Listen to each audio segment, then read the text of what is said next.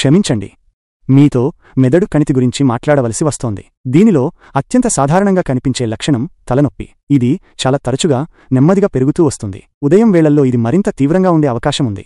దురదృష్టవశాత్తు మెదడు కణితితో బాధపడుతున్న వారిలో దాదాపు సగం మందికి చాలా తీవ్రమైన తలనొప్పి వస్తుంది. దీన్ని తట్టుకోవడం చాలా కష్టంగా ఉంటుంది. తేలికగా తీసుకోకండి. ఈ తలనొప్పి ఎందుకు వస్తుందంటే కణితి మెదడులోని దాని చుట్టూ ఉన్న ఆరోగ్యకరమైన కణాలపై ఒత్తిడి చేస్తుంది. కొన్నిసార్లు ఇది మెదడులో వాపుకు కూడా కారణం కావచ్చు. ఇంకా మెదడు కణితులు మూర్ఛలకు దారితీయవచ్చు. మూర్ఛ అంటే ఆకస్మికంగా నియంత్రణ లేకుండా కండరాలు సంకోచించడం. ఒకవేళ కణితి మెదడులోని భాషకు సంబంధించిన ప్రాంతానికి నష్టం కలిగిస్తే అది చాలా ఆందోళన కలిగించే విషయం. నిపుణులు చెబుతున్న ప్రకారం మెదడు కణితి ఉన్నవారు పదాలు మాట్లాడటంలో ఇబ్బంది పడవచ్చు, లేదా ఇతరులు చెప్పేది అర్థం చేసుకోవడంలో కూడా ఇబ్బంది ఎదుర్కోవచ్చు. ఇది వారి దైనందిన జీవితంపై తీవ్ర ప్రభావం చూపుతుంది. బ్రెయిన్ ట్యూమర్లు శరీర సమతుల్యతను, సమన్వయాన్ని కూడా దెబ్బతీస్తాయి. దీనివల్ల తల తిరగడం లేదా అకస్మాత్తుగా కింద పడిపోయే ప్రమాదం కూడా ఉంటుంది. చాలా జాగ్రత్తగా ఉండాలి. కొన్నిసార్లు కణితులు కంటి చూపు సమస్యలను కలిగిస్తాయి. అస్పష్టంగా కనిపించడం, రెండుగా కనిపించడం లేదా కంటి చూపు పరిధి తగ్గిపోవడం వంటి లక్షణాలు ఉండవచ్చు.